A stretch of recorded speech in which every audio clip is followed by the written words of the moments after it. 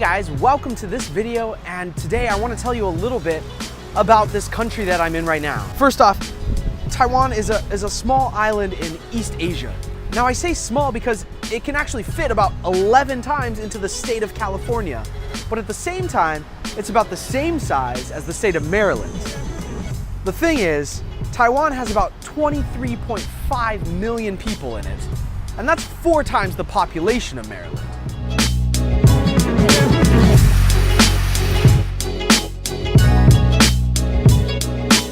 When you first get to Taiwan, you're going to notice a lot of things that are really different. Language for one.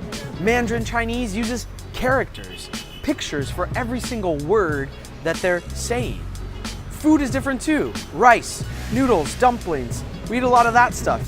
It's going to be harder to find the same taste that you're used to. The culture in Taiwan is much different from America. And inside of that culture is religion. And so when we share the gospel with people, we have to be intentional with the language that we use. Now, what do I mean by that? There's this book I read called The 3D Gospel. It's by Jason Georges. And in that book, the author describes several different cultures. One being a guilt and innocence culture, another an honor and shame culture, and the last being fear and power. Now, the cool thing is that Jesus died for all 3 of these cultures. In the West, we're really used to hearing that Jesus died to bring us out of our sins, to make us innocent again. And wherever you go in the world, you're going to find a mix of these 3 different cultures. But in Taiwan, one predominant culture is honor and shame. You see, when people do things wrong here, it's shameful. When you're too loud out in public, or maybe you're making a ruckus, that's something you don't want to be seen doing. And you don't want to stick out either. You want to be part of the group. And many times there aren't a lot of ways to regain that honor. The cool thing is Jesus died for that. Jesus died to bring us out of our shame and into honor together with God. The gospel doesn't change depending on those different cultures. That's why it's important to understand these lenses and to use the right verbiage to go along with them. In Taiwan, there are more than 12,000 registered temples. When people say that there's a temple on every single street corner, they're not far off from the truth. There are more temples here than there are convenience stores, and there are a lot of 7-Elevens. And that's because religion is a big part of Taiwanese culture. People are searching for something. They're searching for hope.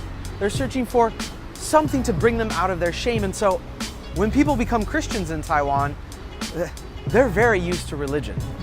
Oftentimes, culture and Christianity clash together, and that can create difficulties. As a Taiwanese Christian, questions that you have to wrestle with are, well, do I go to temples with my family? Do I honor religion that's embedded into tradition?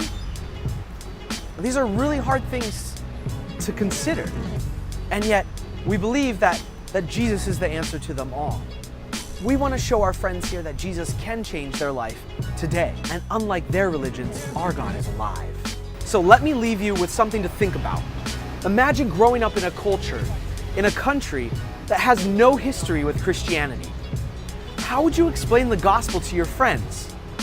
Can you explain it without using any churchy words like sanctification or redemption or revelation? How would you explain the gospel as if I were 5? Take some time, talk about this with your team leaders, try it out, because it will prepare you for culture and religion here in Taiwan. We'll see you guys later.